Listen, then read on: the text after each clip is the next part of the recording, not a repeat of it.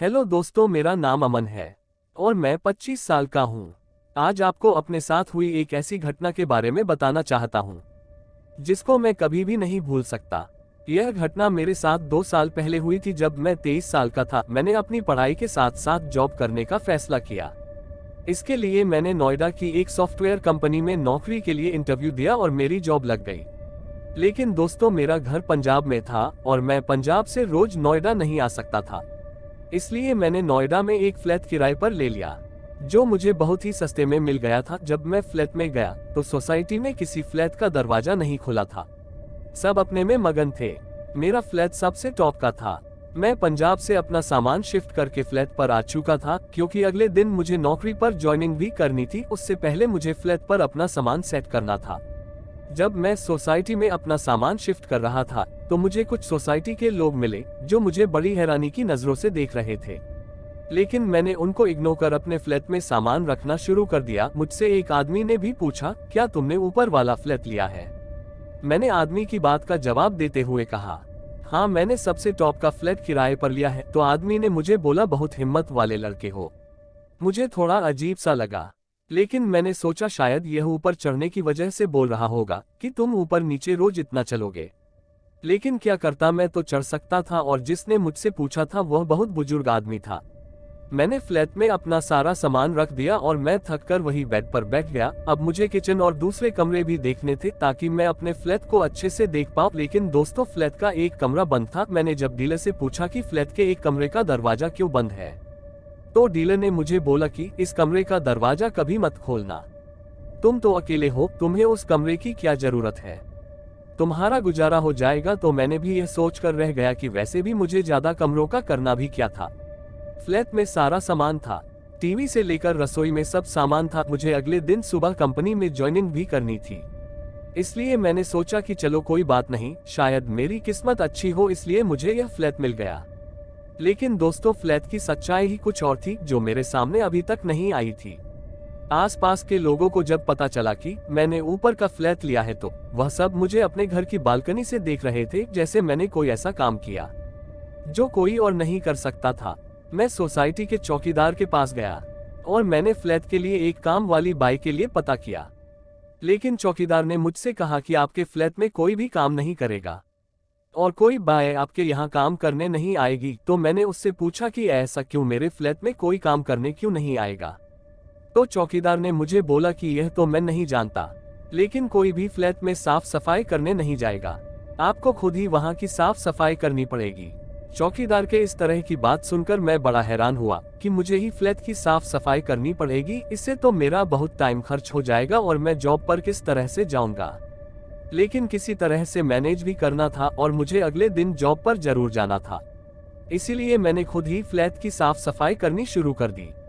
जब मैं फ्लैट की सफाई कर रहा था तो मुझे बड़ा अजीब सा लग रहा था, जैसे मेरे साथ और कोई भी है।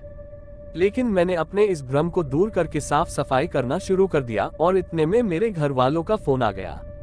मैंने अपनी माँ से बात की और पिता को भी बता दिया कि मैंने फ्लैट में शिफ्टिंग कर ली है और फ्लैट की साफ सफाई कर रहा हूँ। मेरे पापा ने पूछा कि तुमने फ्लैट में कोई बाई रख ली साफ सफाई करने के लिए और खाना बनाने के लिए? लेकिन मैंने उनको बताया मैंने चौकीदार से पता किया था, मगर चौकीदार ने कहा उस फ्लैट की सफाई करने कोई भी नहीं आती है। इस तरह की बात सुनकर मेरे परिवार वाले भी बहुत हैरान हुए कि ऐसा कैसे हो सकता है, बाई सब फ्लैटों में साफ सफाई करने जाती है। मैंने बोला कि खैर कोई नहीं, मैं काम छोड़ नहीं सकता और यह मुझे मैनेज करना ही होगा। साफ सफाई करते हुए मुझे शाम हो गई और मैंने सोचा कि अब कुछ खा लेना चाहिए और मैं शाम का खाना बाहर से ऑर्डर कर देता हूँ, कल से देखता हूँ कुछ बनाने के लिए। मैंने जब खाना ऑर्डर किया तो खाने वाले ने मुझसे कहा कि आपको खाना लेने के लिए नीचे आना पड़ेगा, हम आपके फ्लैट में खाना देने के लिए नहीं आएंगे। पहला दिन था तो मैंने भी उनकी बात मान ली।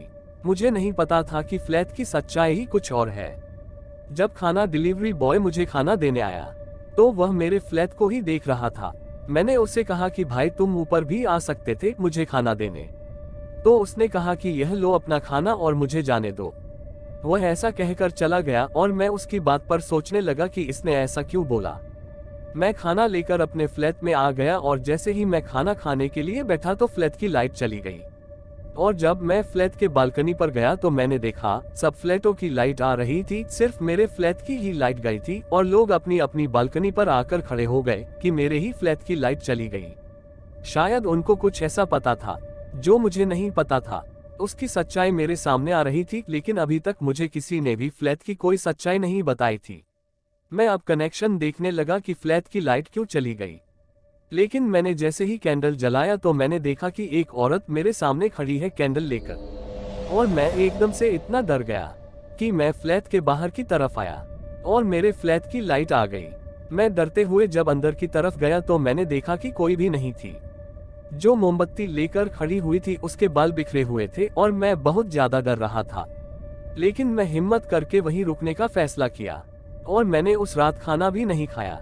जो जैसा खाना लाया था वैसा ही पड़ा रह गया। मैं कैसे न कैसे करके बस उस रात फ्लैट में रुकना चाहता था। आखिर ऐसा क्या था जो सभी लोग मुझे बड़ी हैरानी के साथ देख रहे थे। रात के 12 बजे बज चुके थे और मुझे सुबह 8 बजे तक अपने ऑफिस में पहुंचना था। कल मेरी जॉब का पहला दिन था, इसलिए मैं कोई रिस्क नहीं लेना चाहता था। इसलिए मैं दरवाजा बंद करके सोने की कोशिश करने लगा, और जैसे मैं सो रहा था तो मुझे बहुत अजीब सा लग रहा था। मैंने कमरों की लाइट बंद की और मैं जैसे ही सोने के लिए गया और तभी मैंने देखा कि सभी लाइट एक साथ जल गई और टीवी भी स्टार्ट हो गया। टीवी बार बार स्टार्ट और बंद हो रहा था और उसके अंदर वही औरत थी जो मोमबत्ती लेकर मुझे दिखाई दी थी। मैं बहुत डर गया था कि शायद इस फ्लैट के अंदर कुछ है, और मैंने सोचा कि आज रात किसी तरह कट जाए, सुबह देखता हूँ। लेकिन दोस्तों, वह रात मेरी ऐसी रात थी जो काटनी मुश्किल हो गई थी। मैंने दोबारा से लाइट बुझाई और सोने के लिए बेड पर लेट गया और थोड़ी देर बाद दोबारा से लाइट जल गई। इस बार मुझे बहुत ज्यादा डर लग रहा था कि अभी मैंने लाइट बुझाई फिर अचानक से क्यों जल गई। मुझे बहुत डर लग रहा था और मैं कैसे ना कैसे बस वह रात काटना चाहता था, लेकिन वह रात कट नहीं रही थी। मुझे ऐसा लग रहा था जैसे मुझे कोई फ्लैट से भगाना चाहता था। मैं अपने बिस्तर पर उठकर बैठ गया और थोड़ी देर बैठने के बाद तभी मेरे कानों में एक आवाज गूंजी, बचाओ बचाओ। आवाज को सुनकर कमरे में भागा, लेकिन मुझे ऐसा लगा शायद जो कमरा बंद था आवाज उसी कमरे से आ रही है, और मैं बहुत हैरान परेशान हो गया। मेरे शरीर के सारे रोंगटे खड़े हो गए कि इस कमरे से कैसे आवाज आ रही है, और मैं अपने फ्लैट से बाहर की तरफ गया और चौकीदार के पास आकर खड़ा हो गया। तभी मेरे पास कुछ लोग आकर खड़े हो गए। मैंने उन लोगों को बताया कि फ्लैट में एक कमरा बंद है और उसमें से एक अजीब सी आवाज आ रही है, बचाओ बचाओ। उन लोगों ने मुझे फ्लैट की सच्चाई बताई कि फ्लैट में एक आत्मा है जो किसी को भी वहां रुकने नहीं देती है।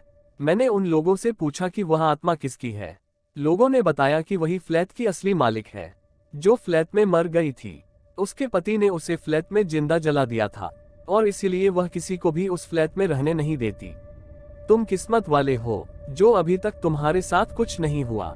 फ्लैट में रहना तुम्हारे लिए खतरे से खाली नहीं होगा। मैं वो रात कभी नहीं भूल सकता। उस रात को मुझे चौकीदार के साथ सोना पड़ा। अगर आप निडर हैं और आपको भूतों से डर नहीं लगता तो हमारे चैनल को सब्सक्राइब करें। वीडियो पसंद आने पर लाइक करना ना भूलें।